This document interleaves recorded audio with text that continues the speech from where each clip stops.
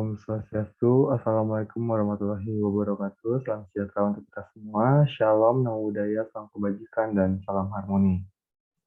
Yang terhormat saya sampaikan kepada Bapak Nyoman Ari Surya Darmawan SE AK MSI, stafku dosen pengampu mata kuliah akuntansi sektor publik.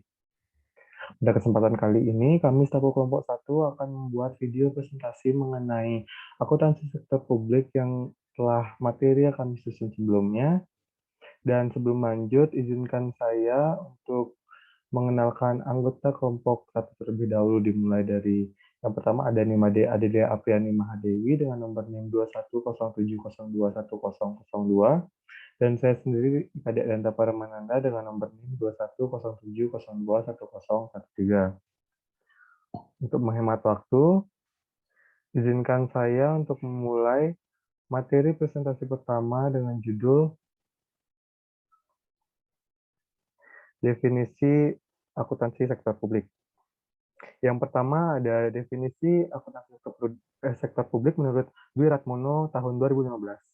Akuntansi sektor publik adalah proses pengidentifikasian, pengukuran, pencatatan, dan laporan transaksi keuangan dari entitas pemerintah daerah dalam rangka pengambilan keputusan ekonomi yang diperlukan oleh pihak eksternal. Selanjutnya ada menurut Erlina dan kawan-kawan tahun 2015, akuntansi sektor publik adalah akuntansi yang digunakan untuk mencatat peristiwa ekonomi pada organisasi non-profit atau nirlaba. Jadi dari berbagai buku Anglo-Amerika, akuntansi sektor publik memiliki arti sebagai mekanisme akuntansi swasta yang diberlakukan dalam praktik organisasi publik. Jadi dapat disimpulkan bahwa akuntansi sektor publik adalah suatu proses pengumpulan, pencatatan, pengklasifikasian, analisis, dan pembuatan laporan keuangan untuk suatu organisasi publik yang menyajikan informasi keuangan kepada pihak yang memerlukan, dengan maksud memberikan transparansi kepada publik agar hak-hak publik terpenuhi. Akuntansi sektor publik ini lebih menekankan pada pemeriksaan serta sistem akuntansi. Selanjutnya ada peranan akuntansi sektor publik. Yang pertama ada sebagai perencanaan strategis. Peranan ini berguna bagi manajer untuk membuat perencanaan dan alternatif-alternatif program untuk mendukung strategi organisasi agar dapat berjalan secara efektif, dengan memberikan peran dalam menyediakan data dan informasi seperti cost of activity dan cost of program. Yang kedua, memberikan informasi biaya. Peran kedua ini adalah memberikan informasi biaya seperti biaya input, biaya proses, dan biaya output. Informasi biaya tersebut wajib diberikan karena berhubungan dengan transparansi dana. Yang ketiga ada penganggaran atau budgeting, yaitu stabilitas, distribusi, dan alokasi sumber daya publik. Akuntansi sektor publik berperan memberikan fasilitas untuk menciptakan anggaran yang efektif dan efisien, dan tentu saja sesuai dengan 3 fungsi anggaran tersebut. Dan yang terakhir ada penilaian kinerja. Peranan yang terakhir adalah untuk mengukur seberapa besar tingkat efektivitas dan efisiensi organisasi dalam mencapai tujuan yang sudah direncanakan. Selanjutnya ada fenomena terkait ASP atau akuntansi sektor publik. Akuntansi sektor publik lebih menekankan pada pemeriksaan serta sistem akuntansi. Standar sistem akuntansi negara khususnya lembaga pemerintah membuat akuntansi sektor publik menjadi akuntansi yang wajib disesuaikan dengan standar akuntansi setiap lembaga. Ukuran prestasi maupun kinerja sektor publik menjadi titik berat dalam pengembangan akuntansi sektor publik ini. Tekanan pada efektivitas manajemen serta efisiensi keuangan menjadi titik fokus utama dalam bidang akuntansi ini. Dalam menyusun informasi, terdapat adanya standar seperti akuntansi sektor publik sehingga terjadi kontrak kesepakatan antara penyusun, pemakai, pemeriksa dalam menyusun dan memahami informasi tersebut. Contoh lembaga yang menggunakan akuntansi sektor publik adalah lembaga pemerintah daerah dan pusat, maupun lembaga bukan pemerintah. Selain itu juga, rumah sakit serta lembaga pendidikan juga dapat menggunakan akuntansi ini.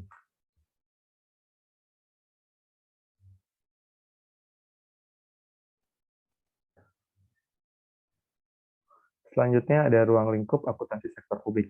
Untuk ruang lingkup akuntansi sektor publik merupakan semua lembaga pemerintahan dan organisasi nirlaba atau non-profit, serta lembaga yang menggunakan jenis akuntansi ini yaitu lembaga pemerintah daerah, organisasi non-profit, LSM atau lembaga swadaya masyarakat, partai politik, yayasan kesehatan, sekolah, tempat ibadah, dan perguruan tinggi. Pahami bahwa hal ini bisa diterapkan ke lembaga yang anggarannya berasal dari dana publik. Oleh karenanya, lembaga tersebut mempertanggungjawabkan penggunaan dana publik menggunakan akuntansi untuk sektor publik.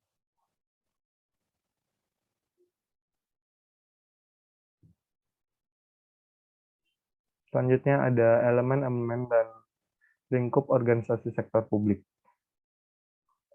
Yang pertama ada perencanaan publik. Aspek yang terkandung dalam elemen ini adalah perumusan tujuan dan cara mencapai tujuan kesejahteraan publik dengan memanfaatkan sumber daya yang ada. Yang kedua ada penganggaran publik, yakni memberikan rencana yang mendetail atas penerimaan dan pengeluaran organisasi agar pembelanjaan yang dilakukan dapat dipertanggungjawabkan terhadap publik. Yang ketiga, realisasi anggaran publik. Terhadap dari ketiga kegiatan utama, yakni pencairan anggaran, realisasi pendapatan, dan pelaksanaan program. Yang keempat, pengadaan barang dan jasa publik adalah proses cara serta tindakan dalam menyediakan barang dan jasa bagi masyarakat atau publik. Yang kelima, ada pelaporan keuangan sektor publik, menggambarkan tentang pencapaian kinerja program dan kegiatan, kemajuan realisasi pencapaian target pendapatan, realisasi penyerapan belanja, serta realisasi pembiayaan. Yang keenam, ada audit sektor publik, menyediakan dan mengevaluasi bukti-bukti yang berkenaan dengan asersi tentang kegiatan serta kejadian ekonomi guna memastikan derajat atau tingkat hubungan antara asersi tersebut dengan kinerja yang ada dan mengomunikasikan hasil yang dapat diperoleh kepada pihak-pihak yang berkepentingan. Dan yang terakhir ada pertanggungjawaban publik, adalah proses atau tindakan yang dilakukan kepala organisasi sektor publik dalam menyampaikan laporan pertanggungjawaban kepada pemberi amanatnya.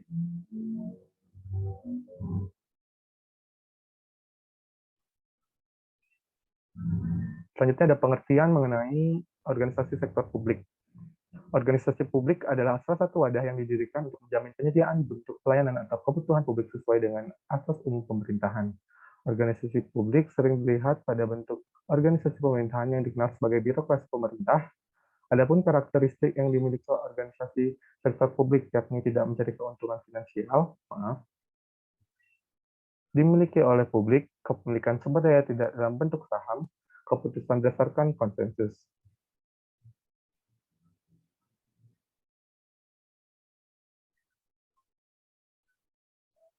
Selanjutnya ada sejarah dan perkembangan organisasi sektor publik dari sudut pandang akuntansi. Dimulai dari yang pertama, 3000 sebelum Masehi sampai 1000 sebelum Masehi, yakni praktek pencatatan telah dilakukan dalam berbagai kegiatan untuk menghasilkan pendapatan dan produksi. Yang kedua ada peradaban Mesir kuno, organisasi kementerian didirikan dengan tujuan mengadministrasi laporan untuk Perdana Menteri. Para menteri melakukan praktek laporan bulanan yang terkait dengan hasil pemungutan pajak. Yang ketiga ada tahun 1000 sebelum Masehi sampai abad ke-1, di mana pemerintahan yang berkuasa membagi secara adil berbagai sumber pendapatan yang diterima. Selanjutnya abad ke-1 sampai abad ke-5, praktek akuntansi untuk mendukung mekanisme pajak dilakukan oleh semua pejabat, baik itu gubernuran maupun kekaisaran. Yang kelima, pertengahan abad ke-14, praktek pencatatan transaksi keuangan di Genoa adalah berupa bukti transaksi keuangan antara pemerintah yang berkuasa dan rakyat. Selanjutnya, pada awal abad ke-15, proses laporan dikembangkan lebih rinci, terutama informasi tentang tenaga kerja, metode produksi, jenis, dan kualitas barang yang diproduksi, harga jual, serta metode pemasaran. Yang ketujuh, pada akhir abad ke-18, terjadi perubahan mendasar dalam aturan bisnis. Inisiatif individu menjadi lebih dihargai dan diberi peluang seluas-luasnya. Akibatnya, revolusi industri muncul di Inggris. Kejadian ini menunjukkan bahwa perkembangan akuntansi keuangan dan biaya perusahaan lebih dipicu oleh perkembangan praktek akuntansi sektor publik. Yang terakhir, abad ke-19 dan abad ke-20. Praktek akuntansi dapat dikatakan berkembang lebih lambat. Interpretasi yang salah mulai muncul dengan menyamakan akuntansi sektor publik sebagai proses pencatatan penarikan pajak yang dipungut pihak pemerintah. Baik, sekian materi yang dapat saya sampaikan. Selanjutnya saya serahkan kepada Adel untuk melanjutkan materi yang akan disampaikan. Baik, terima kasih atas kesempatan materi mengenai profesi akuntan sektor publik. Perkembangan profesi menunjukkan bahwa di dunia praktis, profesi akuntansi berhasil berkompetisi dengan konsultan manajemen. Manfaat akuntansi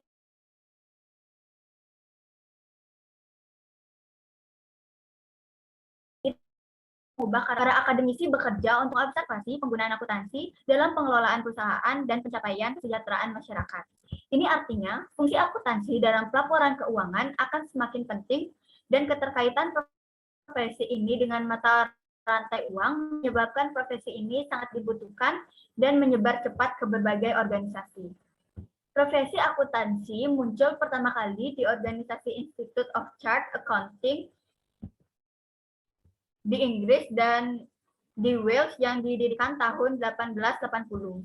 Kemudian diperkuat oleh lembaga The Corporate Research and Accounting Institute pada 1885, di mana tujuan utama dari pembentukan dua lembaga ini adalah memperkenalkan akuntansi ke perusahaan kota. Selanjutnya, berdiri organisasi Chartered Institute of Public Finance and Accounting di Surrey tahun 1985 yang melakukan sertifikasi para pekerja di sektor publik. Dan dengan begitu, legitimasi subdisiplin akuntansi sektor publik resmi ada. Pada akhir abad ke-19, pemerintah Kota Praja mendirikan perusahaan untuk memenuhi kebutuhan masyarakat, yang mana seiring berjalannya perusahaan tersebut, persepsi masyarakat tentang penyelenggaraan kebutuhan yang awalnya tugas pemerintah daerah berubah menjadi tugas perusahaan utilitas. Akuntansi dieksplorasi secara serius agar dapat menjadi alat pertimbangan pengambilan keputusan yang rasional. Akuntansi di pemerintahan daerah atau kota praja dan perusahaannya disebut akuntansi sektor publik. Di pertengahan abad ke-12, Kota Praja masuk ke dalam bagian industri nasional dan sistem pelayanan nasional dengan tujuan untuk efisiensi perusahaan. Keputusan ini memperkuat akuntansi sektor publik dan akhirnya dilakukan kembali eksplorasi manfaatnya dalam pengelolaan perusahaan secara profesional dan global. Proses sertifikasi ini dimulai pada tahun 1926 dengan perusahaan broadcasting menjadi industri nasional pertama yang mendapat sertifikasi laporan keuangan. Oleh sebab itu, audit laporan keuangan kemudian diatur dengan peraturan pemerintah bahwa audit tersebut harus dilakukan oleh akuntan bersertifikat. Kemudian, kebijakan ini menciptakan berbagai aktivitas baru seperti penyusunan silabus, perencanaan kertas kerja, serta sosialisasi kepada industri dan pemerintahan daerah. Sayangnya, perkembangan profesi akuntan sektor publik di Indonesia cukup ketinggalan dengan perkembangan profesi akuntan di Inggris. Bahkan dibanding profesi akuntan lain seperti akuntan sektor swasta, akuntansi sektor publik masih sangat tertinggal. Hal ini dikarenakan sentralisasi pemerintah yang berdampak pada sistem dan prosedur pelaporan keuangan yang seragam dan terpusat. Pada era reformasi, dengan berubahnya orientasi politik dan ekonomi, organisasi profesi akuntan, yaitu Ikatan Akuntansi Indonesia, IAI, mulai memunculkan kompartemen akuntan sektor publik yang mewadahi para pekerja bidang akuntansi dan akuntan yang bekerja di organisasi sektor publik. Proses pengembangan bidang akuntansi sektor publik sangat dipengaruhi oleh kapasitas dan tujuan kebijakan ekonomi, sehingga aspek budaya, sosial, dan politik ekonomi menjadi sangat dominan. Selain itu, orientasi pengelolaan organisasi sektor publik akan mengubah arah pengembangan organisasi akuntansi. Tetapi heterogenitas bidang sektor publik akan menjadi alasan yang logis untuk menciptakan kompleksitas bidang akuntansi sektor publik. Ini berarti kunci pemecahan permasalahan akuntansi sektor publik adalah penyederhanaan yang logis dalam pengelolaan sektor publik. Interaksi antar disiplin dalam akuntansi sektor publik memungkinkan proses benchmark dilakukan dalam penerapan teknik dan definisi unit fisik output penjualan untuk pelanggan. Baik, materi selanjutnya yang akan saya jelaskan adalah ideologi dalam manajemen sektor publik. Ideologi dalam manajemen sektor publik dapat menggunakan dua konsep, yaitu konsep sektoral ekonomi. 50 tahun terakhir ini, antara tahun 1950 sampai 2000-an, organisasi sektor publik di Indonesia diperlakukan sebagai sektor ekonomi yang mengakibatkan fokus manajerial yang tidak pada penataan organisasi sektor publik, tetapi lebih pada penataan arus program dan anggaran. Hasilnya, konsep ini berhasil diterapkan dalam 2 dekade pertama pemerintahan Orde Baru, yang saat itu pendapatan negara sedang berlimpah dari hasil sumber daya minyak. Konsep sektoral ekonomi kemudian menjadi perdebatan pada awal 1990-an yang mengarah pada konsep preventing government sebagaimana dikembangkan dengan memperlakukan pengelolaan sektor publik sebagai suatu organisasi. Sebelum mengkaji konsep itu lebih jauh, seharusnya terlebih dahulu mengkaji praktek pengelolaan organisasi sektor publik yang ada di Indonesia agar semakin sistematis. Secara mendasar, organisasi sektor publik dapat dibedakan ke dalam alur operasional yang dibiayai, karena tujuan organisasi yang berbeda-beda. Alternatif-alternatif tersebut biasanya didasarkan pada kebutuhan barang, pelayanan jasa politik, serta sikap sosial yang sesuai.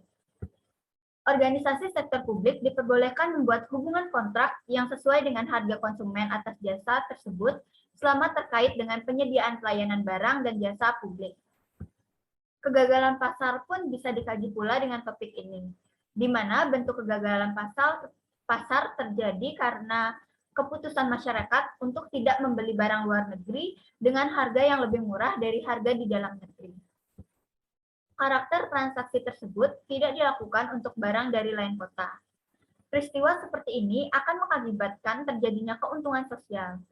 Keuntungan sosial yang luas ini diakui oleh para ekonom sebagai eksternalitas. Apabila mekanisme tekanan pasar yang dilakukan tidak berhasil menghentikan tingkat impor, suatu mekanisme organisasi publik yang dikenal dengan aksi provisi ini diperlukan. Perlu diketahui juga bahwa pelayanan di sektor publik tidak selalu dapat dihitung dalam nilai ekonomis. Misalnya saja, kesehatan seharusnya dilakukan oleh semua organisasi pelayanan kesehatan, tanpa diminta ongkos lebih dahulu. Dengan ini, mekanisme pasar tidak bisa diterapkan. Artinya, harga yang akan dibebankan pada konsumen bukan merupakan harga pasar atau pilihan konsumen. Tekanan sosial seperti subsidi silang tetap dijadikan sebagai sebuah pertimbangan. Ketika harga-harga lebih murah dari harga pasar, ini berarti kebijakan keuangan yang menyeimbangkan komposisi pajak dan harga sudah diadopsi dengan efektif. Kebijakan komposisi pajak atau harga sudah seharusnya diterapkan untuk merespon perubahan kondisi sosial dan politik. Selanjutnya, terkait bidang keuangan, sering juga ditemui bahwa dana awal dipengaruhi oleh perbedaan dan perubahan tujuan.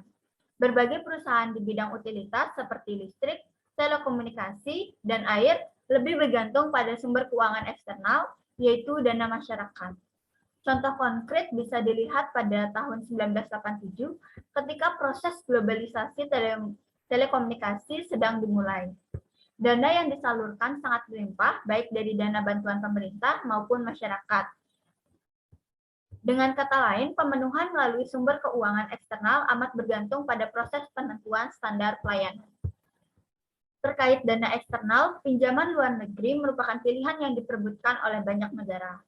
Oleh karena itu, pengendalian pinjaman luar negeri oleh organisasi publik adalah salah satu contoh manajemen makroekonomi oleh pemerintahan pusat.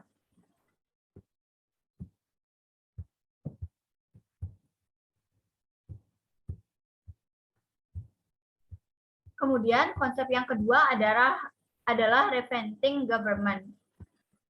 Perkembangan konsep sektoral ekonomi di Inggris dapat dijadikan sebagai acuan dalam mempelajari perkembangan administrasi publik pada era 90-an karena negara tersebut berkembang seiring dengan tuntutan untuk penyelenggaraan pemerintah yang lebih akuntabel.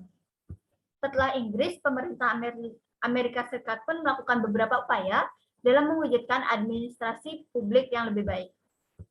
Berdasarkan sains, untuk menciptakan pemerintahan yang lebih baik, penguasa dalam mencari permasalahan dan solusi sebaiknya tidak menggunakan cara yang lama dan absolut untuk itu.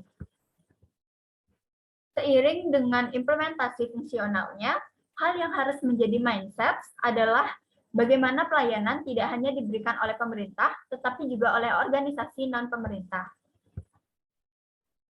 Dan pemimpin pemerintahan harus belajar bagaimana membawa organisasi-organisasi yang lain ini dapat berkembang. Selain itu, pemimpin pemerintah juga harus belajar mengembangkan bisnis, ketenagakerjaan, dan akademisi untuk bersama-sama menstimulasi inovasi dalam ekonomi dan menciptakan lapangan pekerjaan yang lebih banyak dan lebih bermanfaat. Para pemimpin pemerintahan harus belajar bagaimana memfasilitasi pemecahan permasalahan dengan melakukan aksi katalisasi kepada seluruh masyarakat yang ada di negara tersebut. Berikut beberapa teori tentang perspektif baru pemerintahan, yaitu yang pertama, pemerintahan katalis, yaitu fokus pada pemberian pengarahan, bukan produksi pelayanan publik. Pemerintah wirausaha memfokuskan diri pada pemberian arahan, sedangkan produksi pelayanan publik diserahkan kepada pihak swasta atau sektor ketiga, yaitu lembaga swadaya masyarakat atau non-profit lainnya. Kemudian yang kedua, pemerintah milik masyarakat, yaitu memberdayakan masyarakat, di mana pemerintah memberikan wewenang yang bertujuan untuk memberdayakan masyarakat, sehingga mereka mampu menjadi masyarakat yang menolong dirinya sendiri. Misalnya, untuk dapat lebih mengembangkan usaha kecil, pemerintah memberikan wewenang yang optimal pada asosiasi pengusaha kecil untuk memecahkan masalah yang sedang mereka hadapi. Yang ketiga, pemerintah yang kompetitif, yaitu menyuntikkan semangat kompetisi dalam pemberian pelayanan publik. Pemerintah wirausaha berusaha menciptakan kompetisi karena kompetisi adalah satu-satunya cara untuk menghemat biaya sekaligus meningkatkan kualitas pelayanan. Dengan kompetisi, banyak pelayanan publik yang dapat ditingkatkan kualitasnya tanpa harus memperbesar biaya yang dapat dikeluarkan. Yang keempat, pemerintah yang digerakkan oleh misi, yaitu mengubah organisasi yang digerakkan oleh peraturan menjadi organisasi yang digerakkan oleh misi. Apa yang dapat dan tidak dapat dilaksanakan oleh pemerintah diatur dalam mandatnya. Namun tujuan pemerintah bukanlah mandat, tetapi misinya. Yang kelima, yaitu pemerintah yang berorientasi pada hasil, yaitu pemerintah membiayai hasil bukan masukan. Pemerintah wirausaha berusaha mengubah bentuk penghargaan dan insentif dengan cara membiayai hasil, bukan masukan.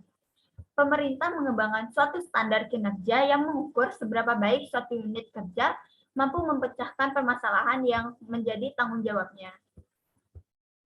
Kemudian yang keenam, pemerintah yang berorientasi pada pelanggan, yaitu pemerintah memenuhi kebutuhan pelanggan, bukan birokrasi.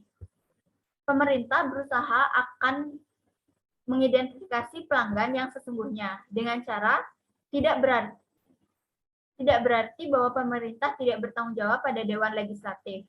Sebaliknya, ia menciptakan sistem pertanggungjawaban ganda atau dual accountability kepada legislatif dan masyarakat. Yang ketujuh, pemerintah wirausaha mampu menciptakan pendapatan dan tidak sekedar membelanjakan. Pemerintah daerah wirausaha dapat mengembangkan beberapa pusat pendapatan dari proses penyediaan pelayanan publik, misalnya BPS dan Bapenda, yang dapat menjual informasi tentang daerahnya kepada pusat-pusat penelitian. Kemudian, yang kedelapan, pemerintahan antisipasi. Berupaya mencegah daripada mengobati, yaitu pemerintah wirausaha tidak reaktif, tetapi proaktif. Pemerintah tidak hanya mencoba mencegah masalah, tetapi juga berupaya keras untuk mengantisipasi masa depan melalui perencanaan yang strategis. Yang kesembilan, pemerintah desentralisasi, dari hierarki yang menuju partisipasi dan tim kerja, yaitu pemerintah wirausaha memberikan kesempatan kepada masyarakat, asosiasi-asosiasi, pelanggan, dan lembaga swadaya masyarakat untuk berpartisipasi dalam pembuatan keputusan-keputusan atau kebijakan. Yang ke-10, pemerintah berorientasi pada mekanisme pasar, yaitu mengadakan perubahan dengan mekanisme pasar, serta bukan dengan mekanisme administratif. Pemerintah wirausaha menggunakan mekanisme pasar sebagai dasar untuk alokasi sumber daya yang dimilikinya. Pemerintah wirausaha tidak memerintah dan mengawasi, tetapi mengembangkan dan menggunakan sistem insentif agar orang tidak melakukan kegiatan-kegiatan yang merugikan masyarakat. Tata pemerintahan yang telah didefinisikan yang saya sebutkan tadi adalah proses pemecahan permasalahan secara bersama dan mempertemukan kebutuhan masyarakat yang sama. Dalam proses ini, pemerintah digunakan sebagai instrumen karena instrumen yang ada sekarang tidak sesuai lagi. Kebutuhannya adalah wirausaha instrumen tersebut atau mewirausahakan organisasi sektor publik. Kemudian materi saya yang terakhir yaitu komparasi akuntansi sektor publik versus akuntansi bisnis. Tujuan komparasi akuntansi sektor publik dengan sektor bisnis adalah terdapat beberapa tujuan, yaitu yang pertama untuk memahami perbedaan dan keunikan karakteristik sektor publik yang akan mengarah pada perbedaan dan keunikan karakteristik akuntansinya. Yang kedua, untuk mendalami perbedaan dan keunikan karakteristik sektor publik yang akan mengarah pada perbedaan dan keunikan karakteristik akuntansinya. Yang ketiga, memaksimalkan kinerja organisasi sektor publik dan sektor swasta. Lalu, terdapat beberapa perbedaan antara akuntansi sektor publik dengan akuntansi sektor bisnis yang dapat dilihat dari 3 faktor, yaitu tujuan, organisasi, dan keuangan, di mana akuntansi sektor publik memiliki tujuan adalah untuk kesejahteraan masyarakat. Sedangkan akuntansi sektor bisnis tujuannya adalah untuk mencari keuntungan atau laba. Perbedaan dari akuntansi sektor publik dan akuntansi sektor bisnis juga dapat dilihat dari beberapa hal, yaitu yang pertama, pengambilan keputusan akuntansi sektor publik, di mana segala keputusan diambil melalui musyawarah mufakat antara pimpinan, pengurus, dan anggota perwakilan anggotanya. Sedangkan akuntansi sektor bisnis mengambil keputusan secara musyawarah mufakat atau dapat juga diputuskan secara individual atau pemilik usaha. Yang kedua, dari perencanaannya. Pada akuntansi sektor publik, perencanaan disusun oleh bagian perencanaan organisasi, staf ataupun pengelola organisasi yang disahkan dengan regulasi publik, dan hasilnya yang ingin dicapai adalah kesejahteraan publik. Sedangkan untuk akuntansi sektor bisnis, perencanaannya disusun oleh para pegawai serta manajer yang ada di dalam organisasi tersebut. Kemudian disahkan dengan aturan perusahaan atau keputusan pemilik pengelola perusahaan.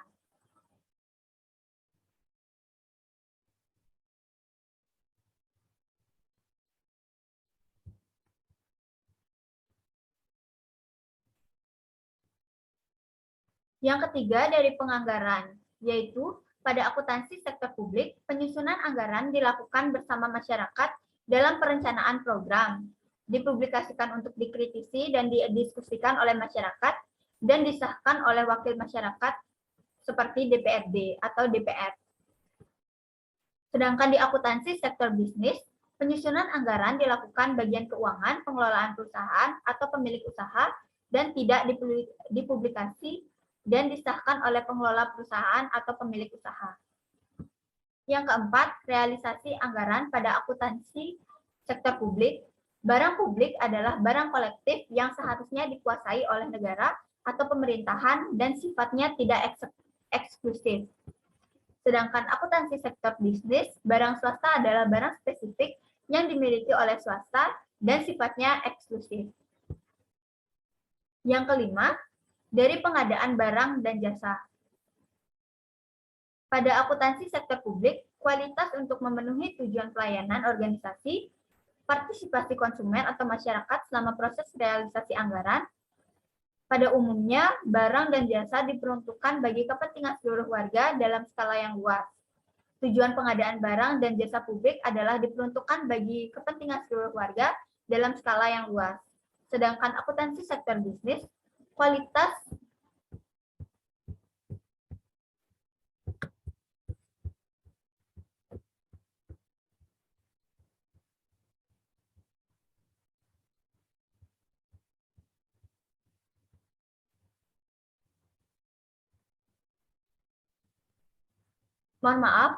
bagi akuntansi sektor bisnis, kualitas untuk mendapatkan keuntungan yang lebih besar. Sedangkan partisipasi konsumen setelah mendapatkan output atau produk, barang dan jasa hanya bisa dinikmati oleh mereka yang mampu membelinya. Karena harganya yang disesuaikan dengan harga pasar dan keinginan sang penjual yang menginginkan untung sebesar-besarnya. Kemudian tujuan pengadaan barang dan jasa adalah diperuntukkan bagi kepentingan internal organisasi. Kemudian yang keenam, dari pelaporan keuangannya. Pada akuntansi sektor publik, laporan keuangan sangat dipengaruhi oleh proses keuangan dan politik. Yang bertanggung jawab dengan laporan organisasi sektor publik adalah unit pemerintah ke DPRD atau DPR dan masyarakat yang luas. Kemudian yayasan dan LSM kepada donatur atau dewan pengampu dan masyarakat yang luas.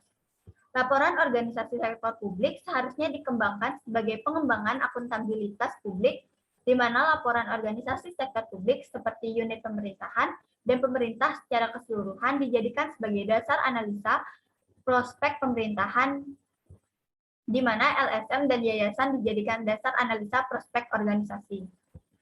Sedangkan di akuntansi sektor bisnis, laporan keuangan sangat terikat dengan aturan dan kriteria keuangan. Kriteria pertanggungjawaban laporan keuangan sektor swasta ditentukan para pemegang saham dan kreditur, di mana laporan keuangan sektor swasta hanya diungkapkan di tingkat organisasi secara keseluruhan tanpa dipublikasi. Kemudian yang ketujuh, dari pertanggungjawabannya. Pada akuntansi sektor publik, pertanggungjawaban merupakan upaya konkret dalam mewujudkan akuntabilitas dalam mewujudkan transparansi di lingkungan organisasi sektor publik.